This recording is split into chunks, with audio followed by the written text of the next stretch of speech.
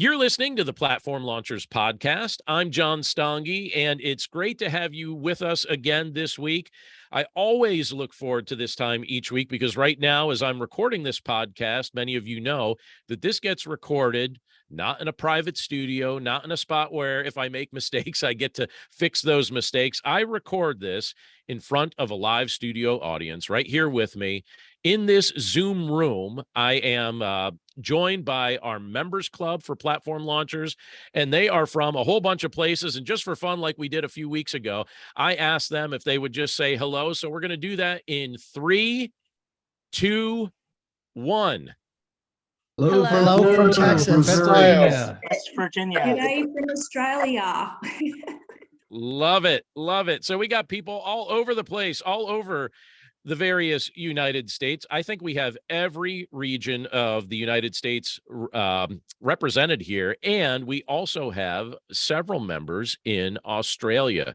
So that's really fun. And I asked them if they'd be willing to just say hi to everybody tonight. So here I'm in this room with this group, and we just had a brief conversation related to our topic for tonight, because tonight we're going to be talking about adaptability, teachability, and fighting discouragement. And I think you're going to see why I'm lumping each of those statements together: adaptability, teachability, and fighting discouragement. Now, a few thoughts on this this week as we kind of discuss some things that I think will be helpful for us as we're trying to build our online platforms and we're trying to build content and create content that we think will be valuable for an audience. But whenever you attempt something new, you're engaging in something risky. You don't know if it's going to fail. You don't know if it's going to work. You don't know if it's going to be a major success. It might be a major success right off the bat, or it might be something that fails initially, or it might be something that gives you promising signs, but you're not exactly sure what it's going to do. Now, obviously, we're all rooting for major successes when our new ventures begin. But most of the time, that's not how it works. And if our new ideas don't go as well as we hoped, I think all of us probably could admit to ourselves that we're likely to feel discouraged in a moment like that. If you've got your hopes set high on something that you are really hoping is going to work well, and your ideas don't go well as you hoped, it's understandable that you might feel discouraged. When discouragement strikes, how do you respond? Or what do you do to counteract its effect on what you're building? Now, if you're easily discouraged, and if you typically respond to discouragement by quitting instead of adapting, you're going to have a very hard time gaining traction in your life and in your online business. But if you're willing to treat your setbacks as teachable moments, I think you may actually find that your setbacks are rather useful tools to help you propel forward, because our setbacks can be very, very useful motivators. They could be very teachable tools. These can be things that help propel us into the next level of what we're trying to build and what we're trying to create. And this is how I'm learning to view my setbacks. I'm starting to frame them differently. Instead of framing them in my mind as failures, I've actually started to say something different. I've started to say, great, now I know what doesn't work. That's almost always what I say in my mind when something doesn't go like I planned. I typically say, all right, great, now I know what doesn't work. And I try to use that newly gained knowledge to refine what I focus on so I'm not wasting my time. And I also use my knowledge of what doesn't work in another way. I use it to try and teach. I use it to try and help with coaching when I'm coaching other people, because one of my goals is to kind of chronicle some of the things that haven't worked for me after I've tried them, so that I could save others time, so that others can learn from my mistakes instead of repeating them. Now, let me say this just about the process that I've been on. Every major milestone or accomplishment in my adult life has come with setbacks, and it's come with moments of discouragement that I've needed to fight through.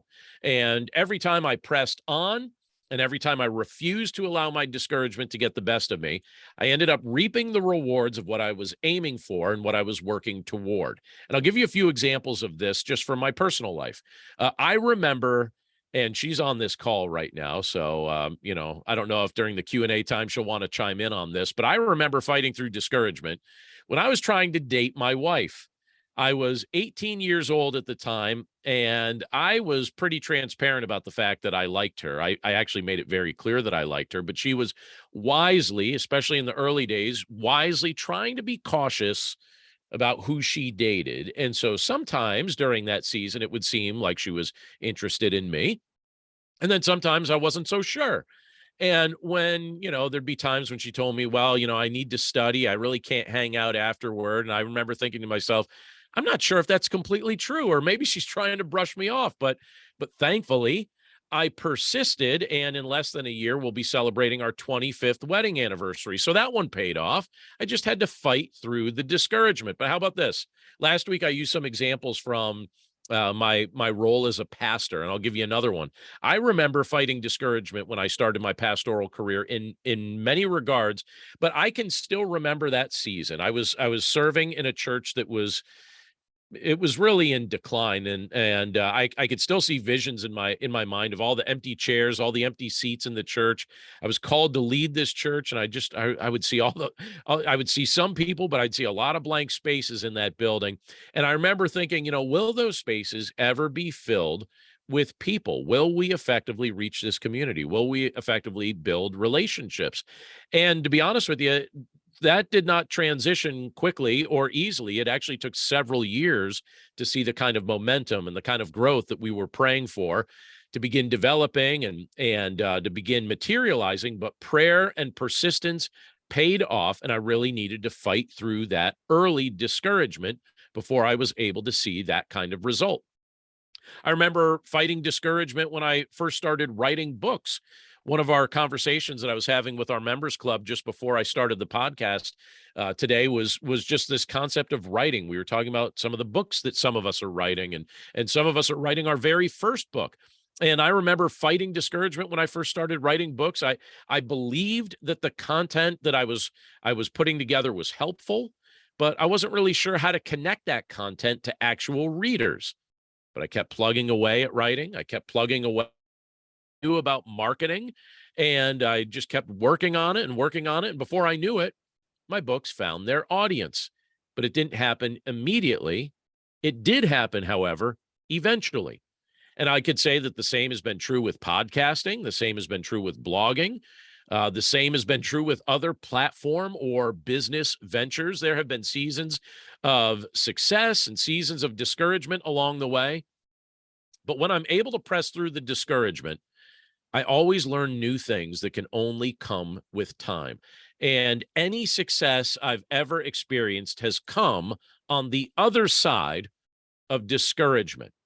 And one of the things that I've been learning, well, there's a few things I've been learning, but one of them that I've been learning in the midst of kind of going through this process is that in the midst of discouragement, I've learned to be adaptable. And what I mean by that is this: sometimes my original plans were really close to being right. They just needed to be tweaked a little. They just needed just a little bit of adjustment. And once the right adjustments were made, things started to take off.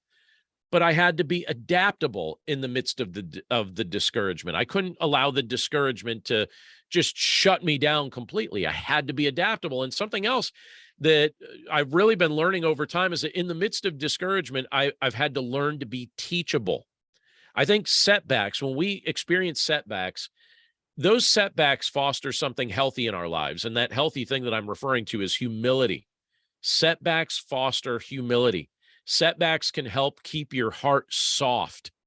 And so instead of allowing myself to be overcome with discouragement just because something didn't work out exactly like I wanted it to, or exactly on the timetable that I wanted it to work out on, I'm learning, and notice I'm saying I'm learning. I can't say I've arrived by any means in this regard, but I am learning to treat my setbacks as teachable moments where I can invite others to speak into my circumstances with their wisdom. So I want to give you some pointers here, because I know just from chatting with our members club a little bit ago that all of us in the group, it seemed like, can point to seasons where we've dealt with discouragement when it came to online platform development or some of our entrepreneurial work or some of the things that we've been doing online. We've dealt with discouragement, and I'm certain those of you that are listening on the podcast, or maybe those of you that are watching this via video or wherever you're accessing this content, I highly suspect that I am not the only one that has dealt with discouragement, and that our members club is not the only group that's dealt with discouragement along the way. And so if you're dealing with discouragement, I want to give you something really practical. 4 specific tips on how you can press on past your discouragement. And I'm sharing things that help me in the hopes that they will help you as well. And the first of those 4 things that really seems to help me when I'm dealing with seasons of discouragement is I like to start with getting feedback from a like-minded community. So what I mean by that is this: I intentionally surround myself with people who love me and support me and feel free to speak honestly with me. And they point out my blind spots.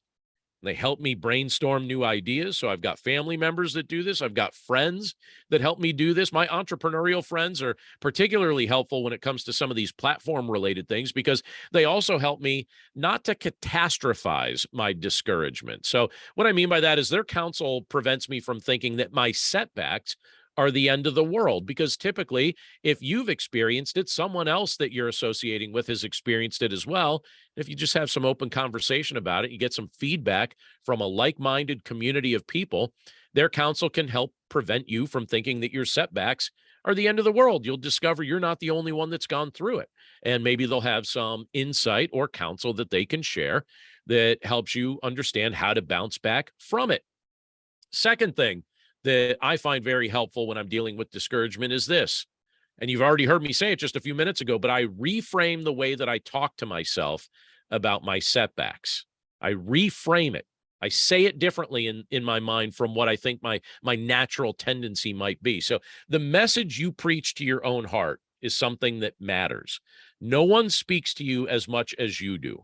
I know people in my life who constantly put themselves down, and they treat their setbacks like proof that they're failures. And I look at that and I think that is so counterproductive. That is not helpful to do. What is helpful, however, is to reframe the way you're talking to yourself so that you begin to understand the helpful way that your setbacks might be setting you up for future success. Your setbacks might be setting you up for some future success. So celebrate the fact that you're willing to take some risks. Celebrate the fact that you're willing to try some new things. Don't beat yourself up when you stumble upon an idea that doesn't work as well as you thought it would, because that, again, might be the type of thing that helps propel you forward. And it may be the type of thing that just helps you to begin to understand the way that setback is setting you up to succeed in the future. Just reframe the way you talk to yourself about your setbacks. Again, the thing I like to say to myself is very simply just, great, now I know what won't work. And once I know what won't work, I know what I don't need to be spending my time on. I can recalibrate and do some things that are different. Third thing that I like to do is this: don't wrap your sense of personal identity around your successes or failures. Let me say that again. Don't wrap your sense of personal identity around your successes or failures. So if your sense of worth or your perception of who you are always comes back to where you win and where you lose, you're going to drive yourself crazy. What you do and who you are at your core are very different things. So if your sense of identity is tied to your platform or your business, what's going to happen is you'll grow arrogant when it hits a high point, and you'll become mortified when it hits a low point. And neither of those are healthy. So don't torture yourself like that. Your value as a person has nothing to do with the popularity of what you produce. So don't wrap your sense of personal identity around your successes or your failures. And a fourth thing, and this really helps me, and it probably should have been the thing that I listed first, but I'm kind of saying this as a summary statement because it encapsulates each of the other three. But number 4 on my list is this: have faith that this is all part of a plan that leads to something better. So as a person of faith, I have to confess that it helps me immensely to know that there's a bigger plan in motion than what I can orchestrate or figure out. And, I regularly experience moments of discouragement in life. I regularly experience moments of discouragement in business or in platform development. But because of my faith that God has a bigger plan for it all, those moments of discouragement don't need to turn into long seasons of discouragement. They could stay moments of discouragement without turning into a long season of discouragement, because the sooner I remember that something better is going to come from the setbacks and the trials that I'm experiencing today, the faster my feelings of discouragement leave me. So let me say this. Wherever you are in the process of building an online platform or a message-based business, I hope you'll take this message to heart. Stay teachable, become adaptable, and don't let discouragement rob you of joy while you're building something valuable. Give it time to work.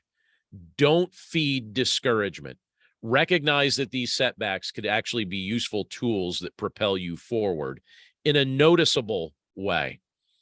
Few quick things before we wrap up this week's podcast. I just want to point you over to our website, platformlaunchers.com. We have a whole bunch of free content over there. You can check out all the podcast episodes. If you missed any early ones, you could also see our blog content, which we have over there. I have a couple free videos on the website as well. But a few things that are kind of next level things that I've started to make available. First of all, I just made a change to what I'm offering with coaching. For a while, I was only offering long-term coaching, so 5 sessions or more. I just made a change on the website where I'm now offering 1-hour coaching blocks. So if that's something that's interesting to you, if that's something that you think would be valuable, just stop over at platformlaunchers.com. You could check that out, and you can reserve an hour somewhere along the way if there's something I can help you with as you're building your online platform. We also have a course over there that's presently available, and there's a pretty hefty discount right now.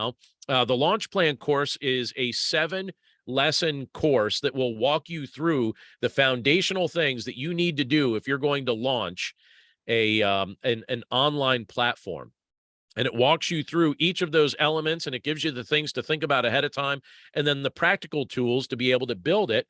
And that course is $229. But if you go over to the website right now, we have a discount code listed that'll take $100 off that course instantly. So if you're a course person and you think that content would be helpful to you, we would invite you to stop over at platformlaunchers.com and check out the Launch Plan course, see if that's something that would help you in the building of your platform. I'm certain it would, because many of us have put it into practice and it worked for us.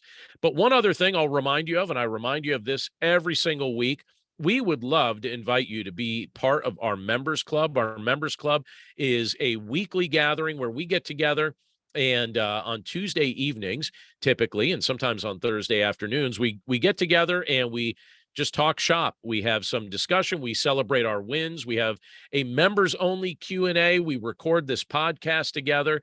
And our members club is where you find the information, the inspiration, and the accountability that's necessary to really build an online platform, and to do it with the help of a group. And so if you're interested in taking a free 14-day test drive of our members club, where you have access to all our previous videos and access to the group itself and access to our online forums and all the tools that we make available online, just head over to platformlaunchers.com and you could take a good 14-day test drive of our members club. But that's it for us today. Thanks again for listening. We look forward to getting together again in a mere 168 hours. And that's 7 days if you're doing the math. Have a great week.